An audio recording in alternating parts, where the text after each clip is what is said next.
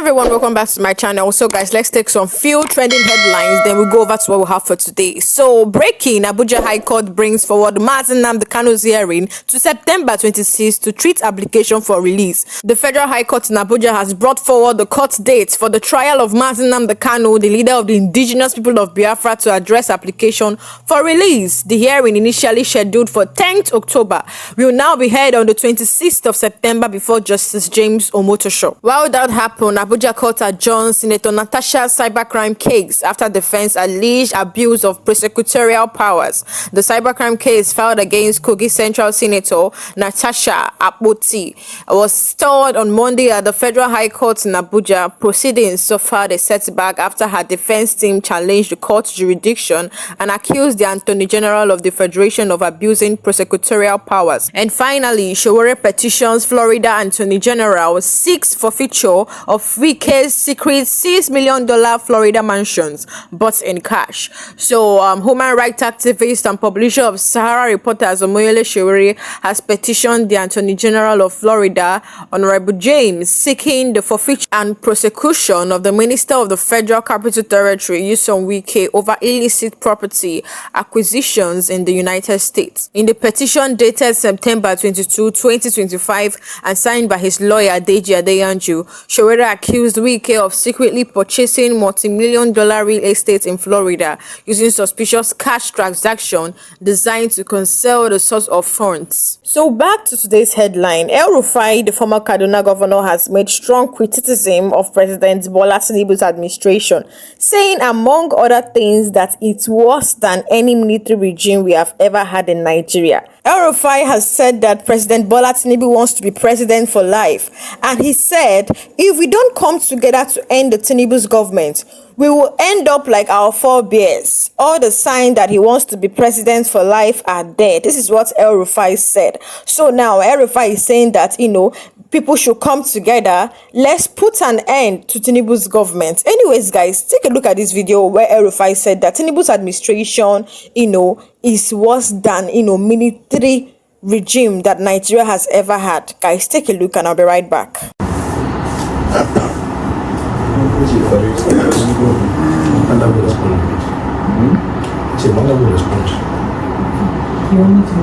Former, I think, Secretary to Government, Chief of Staff. Okay, Malam Bashir Saidu, Malam Jafar Usadi, and Aisha Galadima. All of them were subjected to harassment and in prison.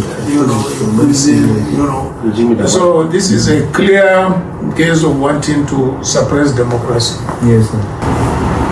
It is really scary that people that claim to be Democrats or fought for democracy or even went on exile due to military rule are now using state apparatus to suppress any dissent, any disagreement, or even differences in political views.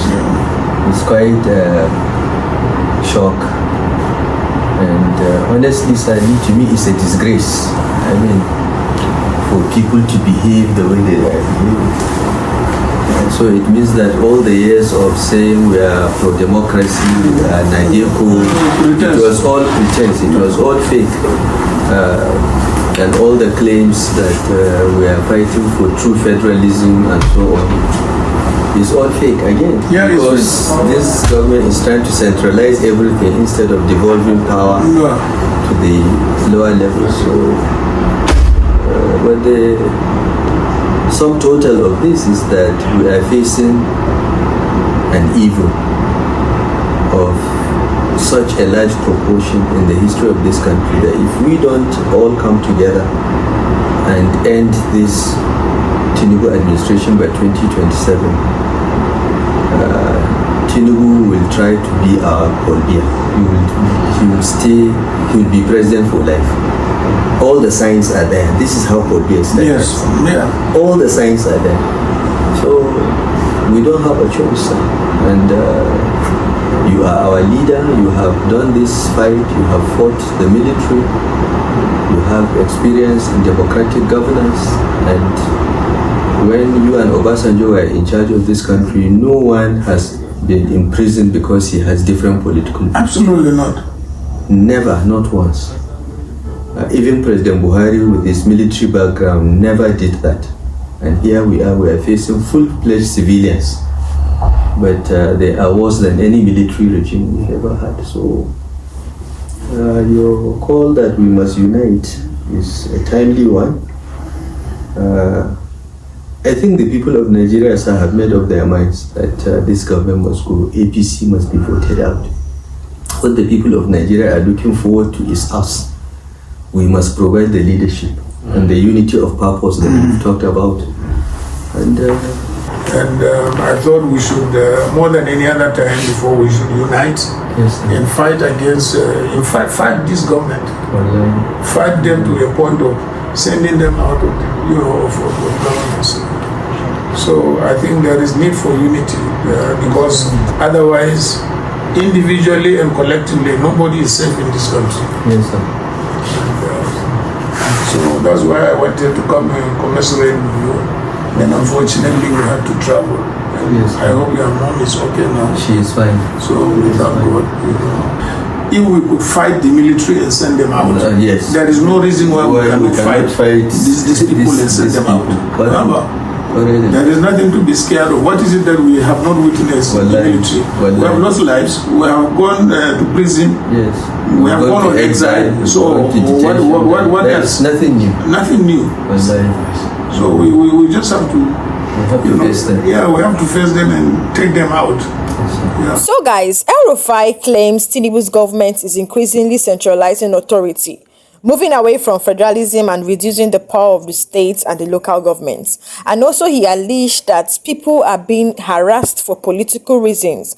Having different political view, is leading to punishment, something he says was less common even under past military or authoritarian-leaning administrations. So guys, El-Rufai uses strong language, calling the Tinubu's administration lying, most corrupt and dishonest, most intolerant, guys. And also he talked about worsening economic conditions. The sufferings of the people, the sufferings of Nigerians. He said that many Nigerians are living in worse conditions. Inflation, rising poverty, inability to afford basic items. Now, this is El-Rufai's warning. El-Rufai warns that unless checked, Tinubu's government may try to cling to power indefinitely. He compares it with who he calls Paul Biya's regime in Cameroon. Some of you guys don't understand, what we mean when we say military regime. Now, let me break everything down for you guys. Critics point out that military regime in Nigeria and elsewhere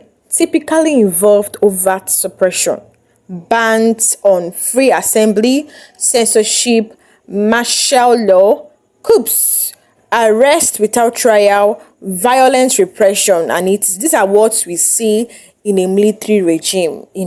Guys, tell me, in Tinubu's regime, in Tinubu's tenure, are all this not happening? Let's start from the bans on free assembly.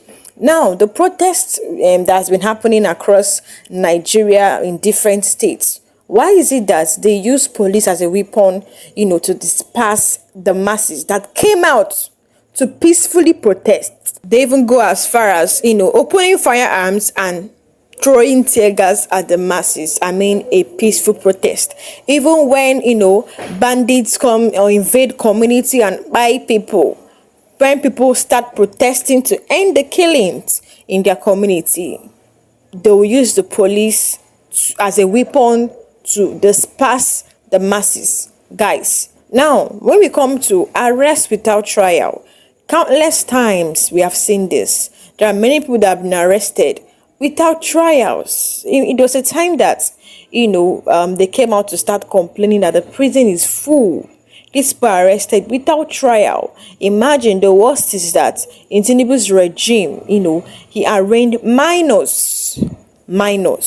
So you can see, that is why El-Rufai said that Tinubu's regime is worse than military rule or military regime. Tinubu's tenure is worse, or Tinubu's administration is worse than military regime. Because all these things they see in military regime, they see it, or we see it times 10 in Tinubu's, or we saw it, or we are seeing it times 10 in Tinubu's tenure. So under civil rule, including Tinubu's tenure, there's at least some space of opposition voices, at least. Because currently, you should know that they don't even allow people to talk. When you talk, they will arrest you. Yes, IGP at a certain time came out to say that anyone that, talks about any government official will be arrested, leaving the bad guys in the bush. Where you see them is, people that criticize the government. So now, El-Rufai and other argues that even that space is being eroded. I mean, at least the little opposition voices that is being heard, the press criticism election, and the press criticism election, everyone is saying that that space is being eroded. So the question is, how much worse Tinubu's government might be in practice versus how it appears? So guys, El-Rufai claim is a political judgment rather than an empirical fact that can be measured easily.